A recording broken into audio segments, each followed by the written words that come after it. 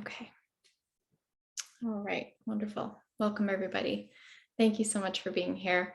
I think we'll start with our tune-in first today. So let's find a seated position with a tall spine, and we'll rub the palms together. Take a few deep inhales and exhales. Pressing the palms together, and let's just pause here in this moment. I want you to just observe your breathing and allow anything that has happened before this moment to stay in the past, and anything that we imagine will happen in the future has not happened yet. So fully coming into this now moment.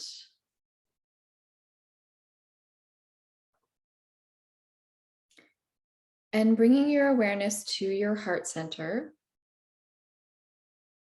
right where your hands are lined up with, and notice the full cavity of your chest.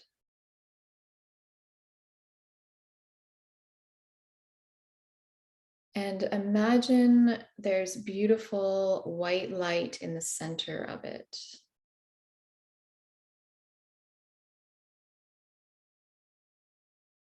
And let's just breathe into that space a little bit more, allowing that white light to get a little bit brighter.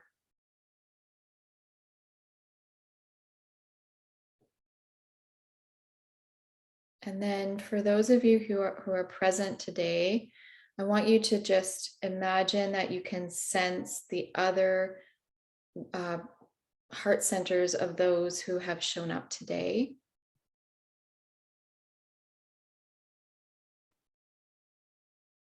And then because there is a quantum field where time and space are nil, we can imagine that there are folks who will be watching this recording later and also participating in this connection in the heart center. So let's bring them in as well.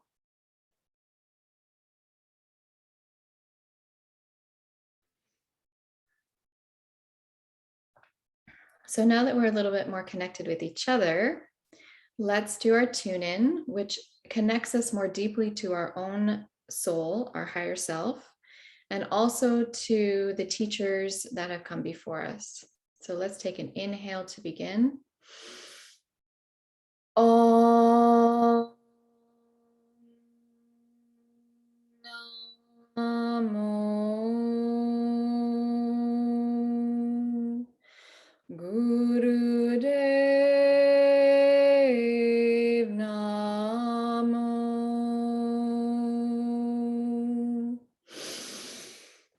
Om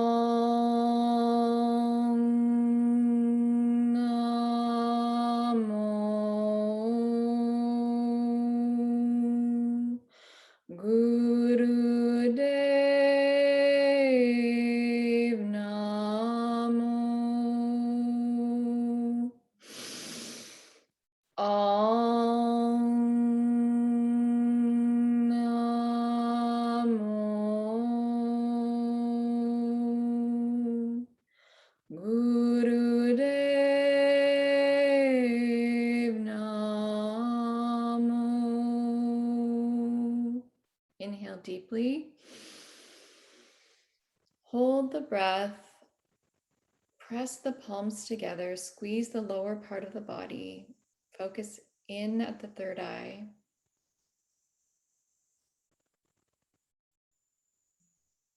And exhale. Beautiful. So if you're new to this meditation practice, we do that tune in Om Namo Gurudev Namo 3 times as a way of sort of setting the tone for this practice. And today's topic is forgiveness. And if you had a chance to read my newsletter post, I was talking about how I was very fortunate to have a placement when I was a student at U of T at a women's center, a women's health center at St. Joe's Hospital. That was a different time because at that time the system did have some overlap with the hospital system and the community services. And so the Women's Health Center was actually located in the hospital. And it was a very unique setup and a unique place, very grassroots kind of environment. I did a lot of, learning there. I was really fresh, and the women that were counselors there were, they were feminists, they were activists, and they really kind of set the tone for me around what it means to work with women. And what I observed at the time was that, in group, we would have group therapy sessions for women with different concerns. And the word forgiveness was kind of, it was a bit of a landmine, right? It was like, people felt really anxious around that word. It would get them really like triggered, anger would come up. And even from the feminist perspective at that time, there was probably from a religious undertone, sort of a resistance toward this idea that forgiveness is required for healing. And I get that, I really do, because, that word forgiveness shows up in a lot of religions and is used oftentimes in a way that, furthers the oppression that takes place for people who are, victimized in some way or experience injustice, right? Like it's easy to say you need to forgive, right? And that takes the onus off of the systems or the individuals who are inflicting harm and not, having any accountability. So I remember observing that and thinking that was really interesting, but also wondering, but is there something to it that might be important? Can we separate it from maybe the misuse, right? The misuse of that word. What about just the pure frequency of forgiveness? Like, is that a thing, and how could that work? Years went by and I continued in my practice and never really talked about forgiveness with anybody, never really brought it up in therapy with people. I mean, if they brought it up, of course I would explore that with them, but even I was a little bit like, I don't know about that. I don't know about that. I didn't want anybody to feel like, feel shame that they couldn't forgive, or that, or imply that somehow they were responsible for things, that just didn't fully validate what they were experiencing. And then fast forward to the last couple of years when I've been engaged in more spiritual learning as a student, and this word forgiveness keeps coming up, and I'm noticing my own reactions to it. Some of which are not even mine, right? Some of which I have adopted from culture and even from the experiences that I've told you about already. Some from probably my own lineage and my own ancestral relationship with religion. And some from just a general, like, noticing some resistance around that, even in my own body for whatever reason. And but what I've come across through some of the teachings, both from the Kundalini yoga lineage, the yogic teachings, but also from the Tao healings, which I've been interested in learning about lately as well. And if you haven't heard of this individual named Master Zhigong Shah, who's in Toronto, he's a living master, a Tao healer, a Tao master, and he talks a lot about forgiveness. And I came across him, I guess, maybe 2 years ago now, and was really interested in what he was saying around forgiveness. It was like he just was able to kind of bring it to its purest form and sort of what its function is and why it's so important to entertain it or just relate to it, let's say. Not for anybody else, right? Not from the perspective of that it matters to anybody else per se, but more that it is something to consider on your soul journey, because we are all a soul having a human experience. And from this perspective, from the spiritual perspective, we are actually here to cleanse and to purify and to release old wounds, and people call that karma, right? It's just the old information, let's call it, that doesn't really serve us anymore. And forgiveness, from his perspective, Master Shah, and he's not the only one, it's a really key element, let's say, to the healing journey. And I think that's interesting. And so, not surprising, because synchronicities take place. This theme of forgiveness has really come up, I would notice, in the last couple of weeks with my clients, not from me, from clients. And I'm just inviting people to notice sort of what comes up for them around this concept of forgiveness. And I invite you to think about that as well. And I think that what is most important is that we consider not so much how we forgive other people, although that is worth thinking about. How do we forgive ourselves? And why is that so important? I don't think at this stage that we can really forgive other people unless we learn how to forgive ourselves first. And I think there's two ways. I was thinking about sort of what do we need to forgive ourselves for, right?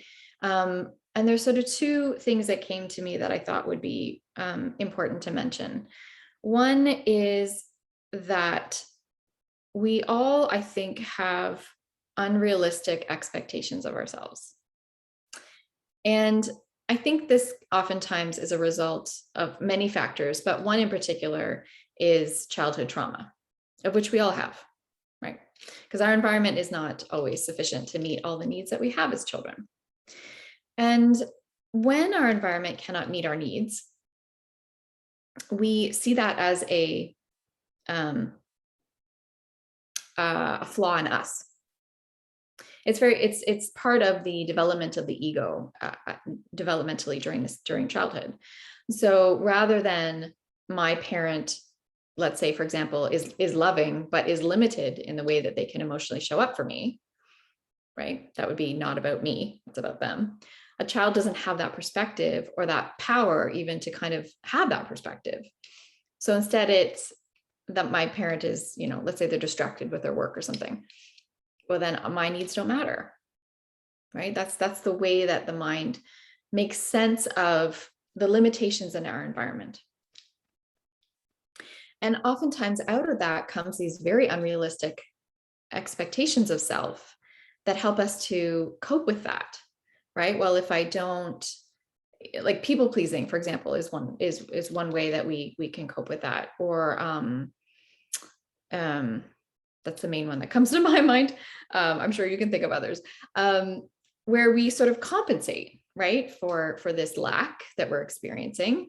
And they're very unrealistic expectations. So somehow we have to be something else. We have to do something else. We have to operate differently. We have to just augment ourselves in order to receive love and receive our needs met, right? And and so that's one way that we kind of without intentionally meaning to, we set ourselves up for failure, and we don't let ourselves off the hook, right? For not being the sort of idealized version that we feel we must be. So that's one way. The other way that I'm picking up from some of the teachings from Yogi Bhajan, for example, who is the yogi who brought the Kundalini yoga perspective to the West, is that we forget that we are divine. This is the other way that we abandon ourselves, and what requires forgiveness, potentially. We forget that we are divine. We forget that we are eternal beings and that we are here for a human experience, not the other way around. And that we are one drop of a whole ocean, right? And that divinity within us is precious, and it's just truth. It's truth, he would say, as to who we are and why we're here. And us simply forgetting that is something that, if we can repair that, can really open up our hearts, and forgiveness can be the key to kind of harnessing that relationship with ourselves from this perspective that we are all divine, right? So those are the two ways that I sort of thought about it when I was sitting down and thinking about this topic. So let's say, for example, that we're interested in forgiveness, or we're interested in bringing forgiveness into our being a little bit more. How do we actually do that? Well, two things come to mind. One is that we need to, from my perspective, we need to process the emotions that get in the way of it, right? We have to take the journey toward forgiveness, and we have to look at what are the things that maybe we're harboring emotionally that we've gained from our traumas, that is a block, that are blocks, like roadblocks along the way to this self-forgiveness, and then maybe forgiveness of others. That's totally up to you. And then the second thing is that I think it helps to have a reference point of what forgiveness actually looks like and feels like. And I got that from one of my mentors. Her name is Lynn. She's a therapist and a spiritual guide. And she reminded me how important it is to have a reference, really, of anything that you're aiming for. So I'll give you an example. A reference point can be some kind of something that resonates for you, something that is an example of what you're intending to access. So, as I think I mentioned in my newsletter as well, one example could be a TV character or a TV show situation where people have accessed the experience of forgiveness. And so just observing other people in a scenario, real or not, that are able to, access forgiveness, either for self or for others, we can observe what that actually looks like. And our physiology responds to that, usually, if it resonates for us, right? So that's what the reference point is. It's sort of the example, and then also how that resonates in our body. Another example of a reference point is, and I'll bring in this other concept, which is that we aim for a clean, clear, peaceful heart. A clean, clear, peaceful heart. That's kind of the name of the game on this planet. That's what we're going for. My personal feeling is that if I sit here and I just kind of imagine that feeling for a moment of a clean, clear, peaceful heart, I believe that forgiveness is one of the keys to access that. So for me, a reference point is sitting and sort of imagining what it actually feels like to have that. And I can think of a few examples in my lifetime where I feel like I've gotten pretty close to that feeling of a clean, clear, peaceful heart. Whether it be singing in choirs or, being out in nature or having peaceful moments with my son, you can find your own examples, right? Of where you feel like you've had, been either fully or pretty close to that sensation of a clean, clear, peaceful heart. And I think forgiveness is a way into that. So I hope that helps. I hope that gives you some things to think about. I invite you to take a moment actually right now and think about what could be a reference point for you that would either maybe represent this clean, clear, peaceful heart sensation, or forgiveness itself. Can you think of a time when somebody forgave you and what that felt like?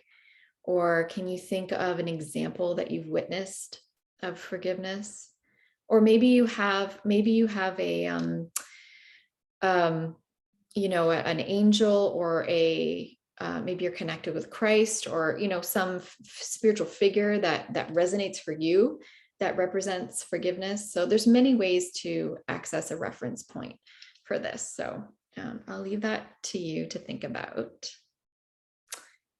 And I guess the last thing I want to say about this topic is that it's also important to give yourself full permission if you do not have any interest in forgiveness at this time.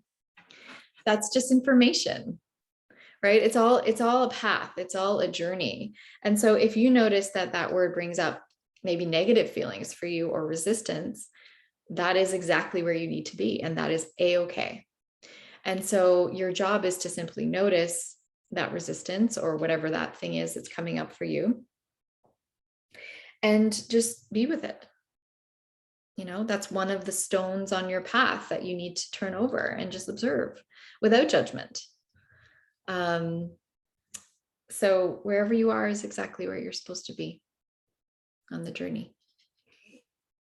Okay, so that's my 2 cents. I hope that lands okay for you. I would love to know what you think about that. For those of you here, you're welcome to throw anything in the chat that you feel like sharing, or we can chat at the end. Or if you just want to chew on it, that's fine too. So we're going to do some meditation today, specifically for, first for moving through some of the emotions, as I talked about, that might be, kind of important to acknowledge and move through on the path toward forgiveness. And one in particular that I'll talk about when we get there is called, what's it called? I'm forgetting. Stress relief and clearing the emotions of the past. So that can be a really great practice to help continue to move through whatever the stuck stuff is, which we all have. And it's all coming up right now, if you haven't noticed. It's been a very interesting week. The energies are extremely dense, and Mother Nature reflected that in the weather. And the pressure is intense. There's a lot of polarization happening right now, a lot of pressure, and a lot of almost like a hypnotic kind of pulse coming at us that's pretty intense. So, whether you know it or not, your stuff is coming up. Whether you want to accept that or not, your stuff is coming up. If you're here in this class, you already know this and you're interested in looking at what that is and moving through it. So let's use these meditations as tools to help us navigate, whatever is coming up for us. So we can stay, in our own lane. Stay in your own lane. Stay in your own lane about what you're here for, what you need, right? Just a lot of noise. Okay. Fair? Agreed? Is it just me? Yeah. Okay. So let's start with some cat-cow and get some of the juices flowing. So feel free to come onto your hands and knees, if that's okay for you. You could also do spinal flex, sitting tall as we are, hands on the shins, and just pulling the chest forward and back. And here we go. You're breathing deeply in and out as you move the body the chest forward. You're breathing in deeply and you're mentally chanting Sat, and you're curling the body, bringing the navel to the spine, and you're mentally chanting Nam, and you're breathing, noticing and listening to the sound of your breath. Go ahead, you're on the clock, and I will join you in a moment.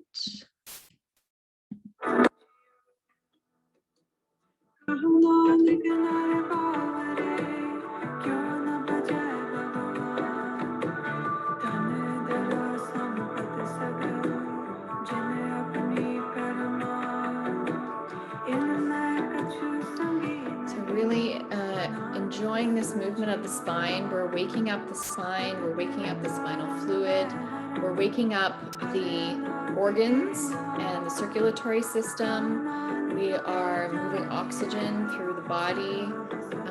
We're clearing out the mental clutter with this mantra, Sat Nam.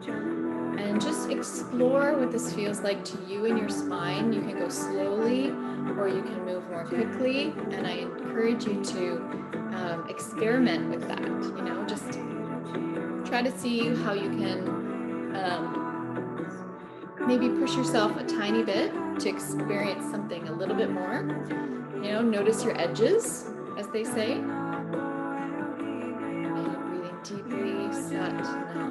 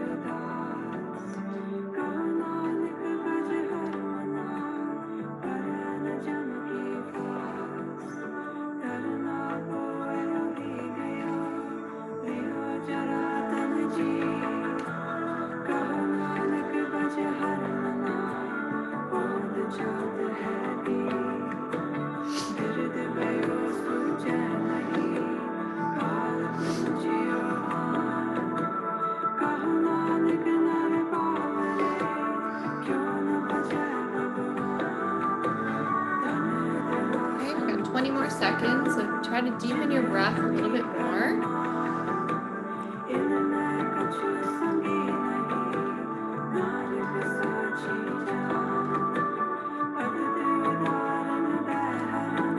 Now take a deep inhale, pressing the chest forward. And exhale around the spine, pull the navel to the spine. Then breathe in and come down into child's pose. Your palms are together above the head. And just do your best. Wherever you are is perfect. And breathe deeply into the back of your body. And really try to enjoy that feeling.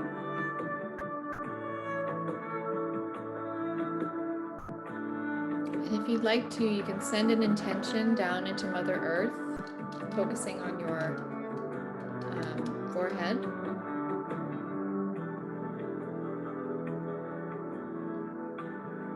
Take a deep inhale and exhale, and slowly make your way up back into easy pose.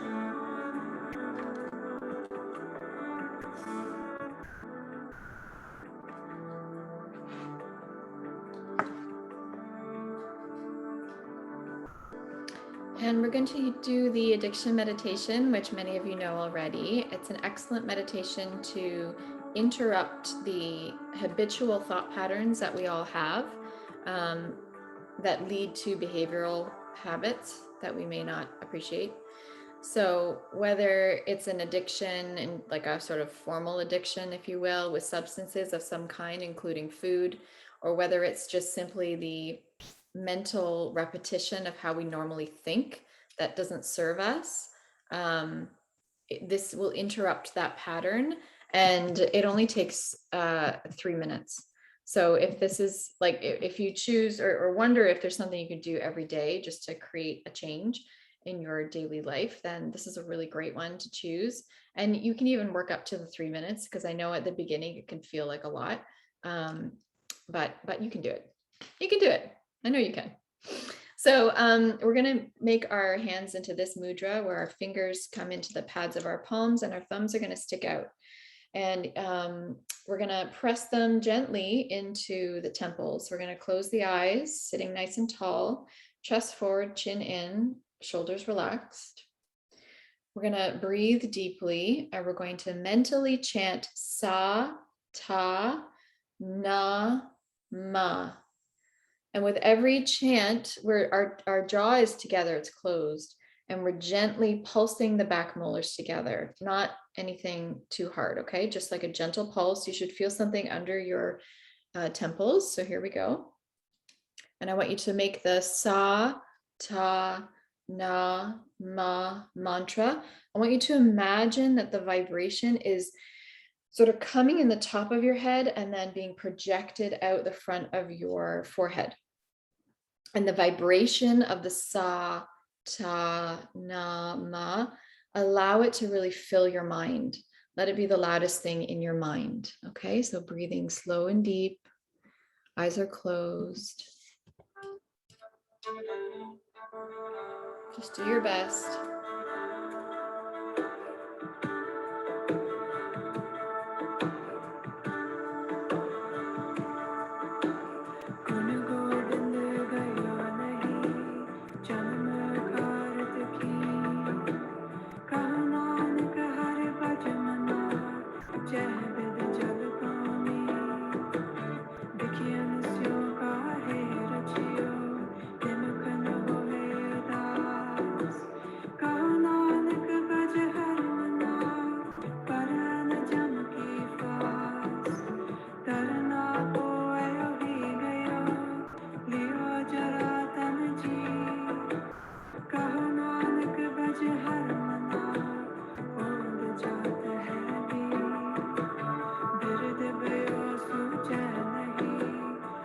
Halfway through, doing great. Keep going if you can.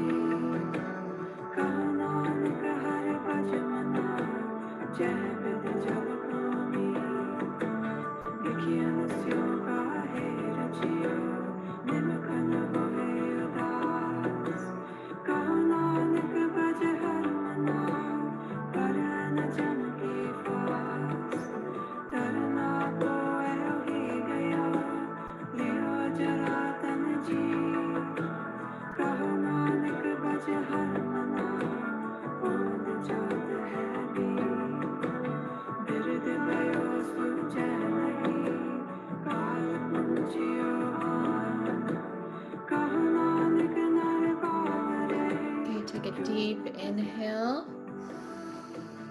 Hold the breath.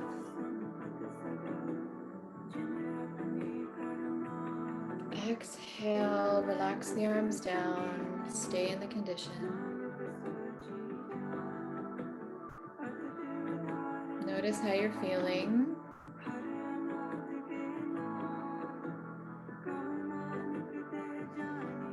Okay, great job. So we've got 2 more meditations to do. So I invite you to come in to what's called rock pose. So you sit on your heels.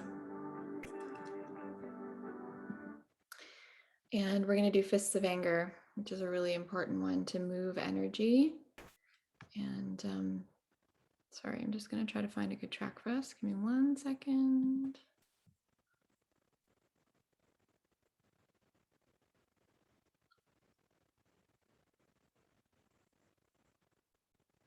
No, it's here. There it is. Okay. Okay, so the way we do this meditation, if you can't sit in this posture for some reason, if it's not comfortable for you, you can put a pillow under your bum, or you can sit in easy pose if that's preferred. So the way this meditation works is we sit like this with a tall spine, and we put our thumb, make kind of a funny fist. We put our thumbs and we try to put it on the mound, what's called the Mercury mound over here, if you can. And then we wrap the fingers around, and you do that with both hands. Excuse me. Now, what we're going to be doing is a backstroke motion like this. Okay. And together, we're going to be doing an O mouth breath. So let me show you what it looks like.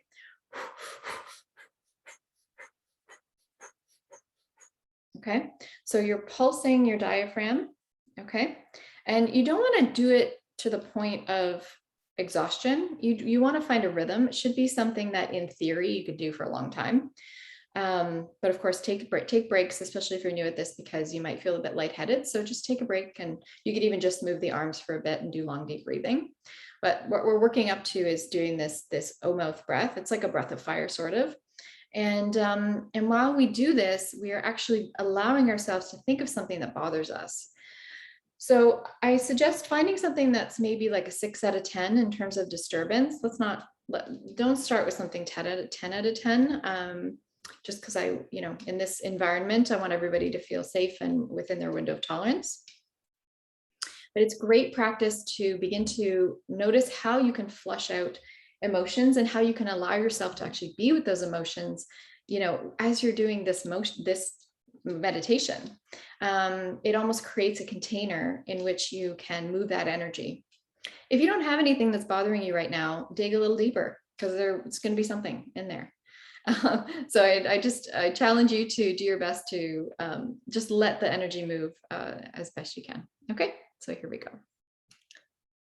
All right.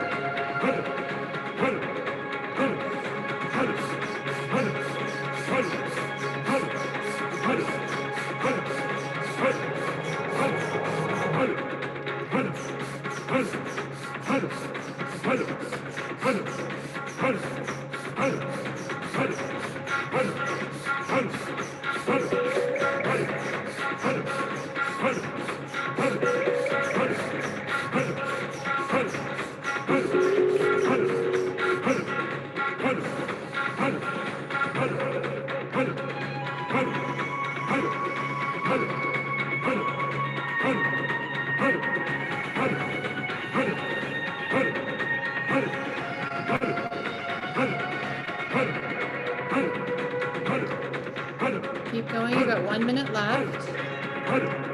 Doing awesome. Really notice whatever's bothering you and let that move. Let it move.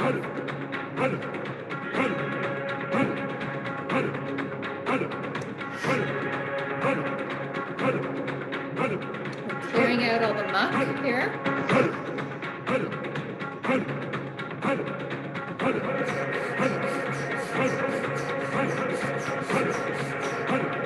20 more seconds.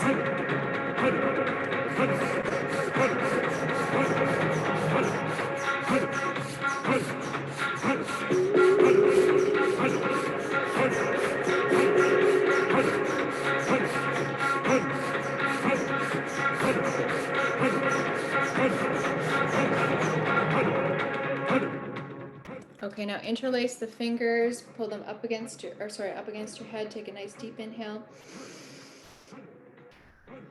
And just let all of it fade away. There's no more anger. And exhale, deeply inhale again. And I want you to imagine beautiful white light surrounding you now. The purification has happened. And exhale, bring the arms down, rest them in your lap, and just stay in the condition, noticing what you notice. Pat yourself on the back. That hard work.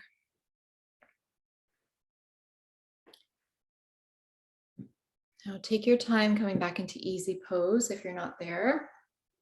Actually, maybe let's just shake out the legs for a minute because we're going to be sitting there. I've said this before, you may not know, so you may know or you may not know that I often, for these classes, I'm choosing lots of meditations that, aside from that one, are not really physically demanding, so to speak, because I'm specifically choosing the ones that are focusing on our psyche the most, although all of the Kundalini yoga will do that. And I also want these to be accessible for people. But, if you really want to get into it, some of the Kundalini yoga is very physical. You would never have to exercise again if you just use these kriyas that are very sophisticated and really work all the aspects of the body, including the muscles and everything. So just because I want you to have a full picture of this practice, but we're just doing these ones that are kind of more accessible. Okay, so beautiful work. Now we're going to do our stress relief meditation. This is good to do. This is a good tool to have in your pocket when you are just not really sure what to do. Maybe you're feeling a bit overwhelmed, or maybe you're just having a tough day. Maybe your energy is low. Or maybe you've just had, a confrontation with someone, or something, some situation where you just feel like you could use a little bit of, I'm using that word purification a lot today. I'm not sure why, but just a little bit of focus maybe, and a bit of clearing of something. In particular, it's really helpful with family relationships. So, we all know what that's like, or have our own version of family dynamics. So what we're going to do is sit tall, and we're just going to put the hands with the fingertips together, and they're going to be open a little bit. And just here, the center of the heart, but in front of the body. I'm not pressed against my body. I'm just maybe a couple inches in front. We're going to have the eyes mostly closed, but focusing on the nose. Now, what that means is that you're not necessarily able to see the tip of your nose, of course, but you're sort of aiming to, and then you end up kind of just looking past it. So it's kind of like a relaxed eye position, but it does have the intention of using the tip of the nose as a reference point, or as a reference point. We're going to do a very simple breath with this, and it's inhaling for 5, holding for 5, and exhaling for 5, and then again inhaling for 5. So if you were to count the seconds in a minute, each second well, I mean, you'll find your own pace. It may not be the same as that, but you would count in for 5, hold for 5, exhale for 5, and then repeat. Okay. So I'm not going to count because I don't know what your pace is. So your job is to count in your mind, inhaling for 5, holding for 5, exhaling for 5. So it's kind of, maybe you can use the triangle shape in your mind if that helps. Okay. And that's it. And just go as deeply into it as you feel you'd like to. And I'm just going to get us a nice song here. Okay, here we go.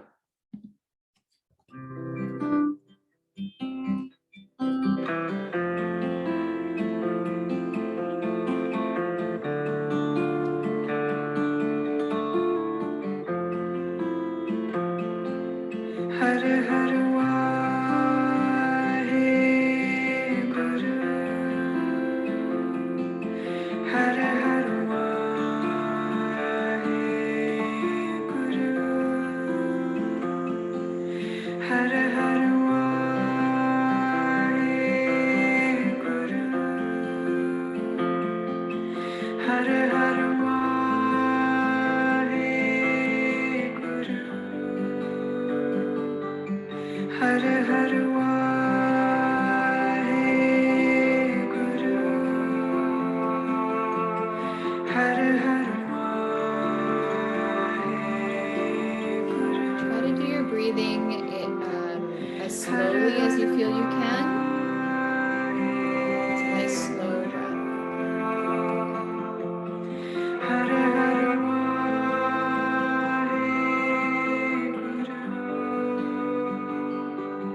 Hare Hare Guru.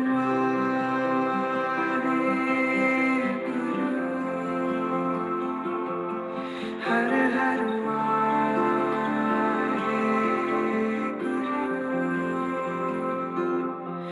Hare Hare Hare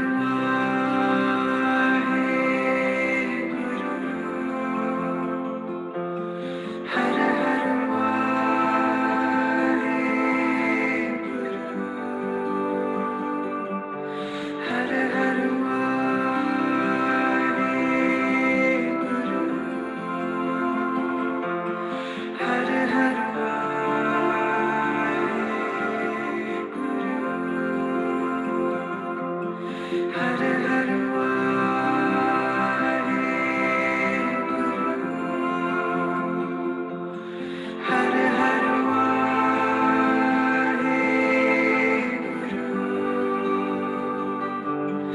Hare Hare Hare Hare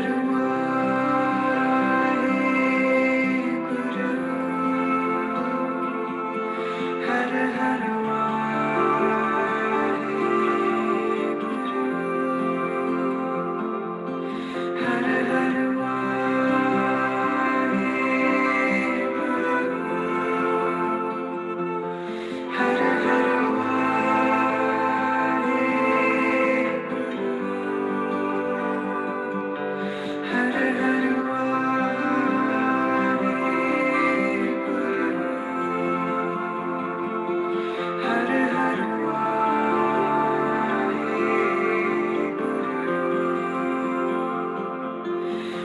Hare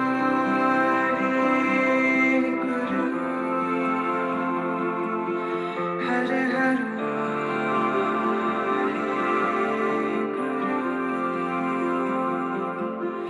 Hare Hare Hare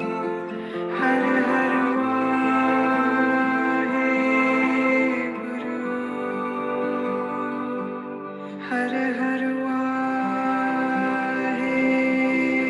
Guru. Hare Hare Guru.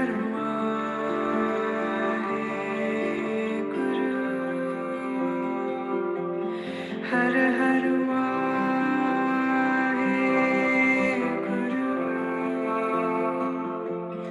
Hare Hare Guru.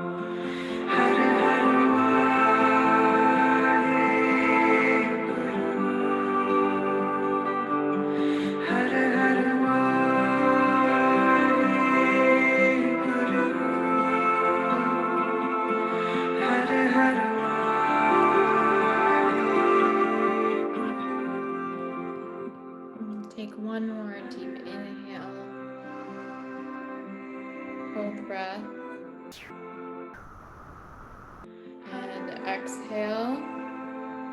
Just relax the hands down and focus on your heart center.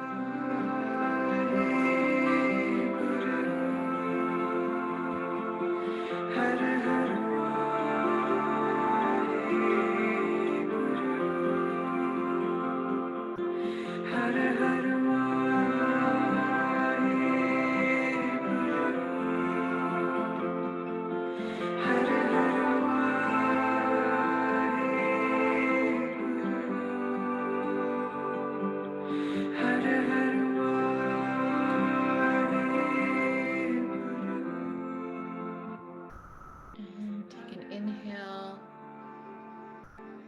and exhale.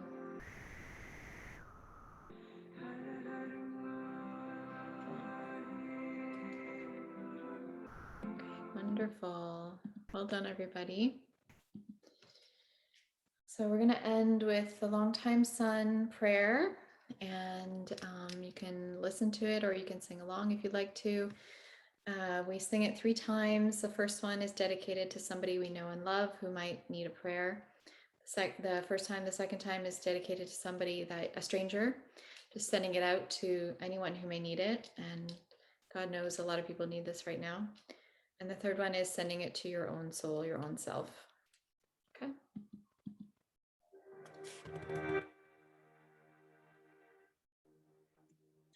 May the longtime sun shine upon you.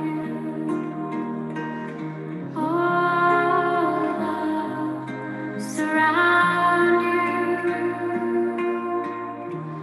and the pure light within you guide your way on. Guide your way on. May the longtime sun shine upon you. All love surround you, and the pure light within guide your way on. Guide your way on. May the longtime sun shine upon you. All love surround you, and the pure light within you guide your way on. Guide your way on. Guide. Beautiful. And let's end with one long sat, one short nam. Inhale. Sat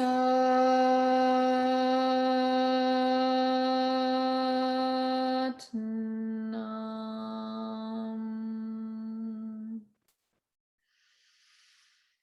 Sat Nam to each of you. Thank you so much for your practice. It really matters now more than ever. We need to be centering ourselves, increasing our energy, our capacity to access that neutral mind amongst all of the duality and polarity. And remember that you are here on your own path and that you are exactly where you need to be. And that as you move forward, you are continually showing up for yourself and then for others so that you can serve and you can contribute in a positive way, which I know all of you are. So I send you love and blessings, and I'm going to stop the recording now.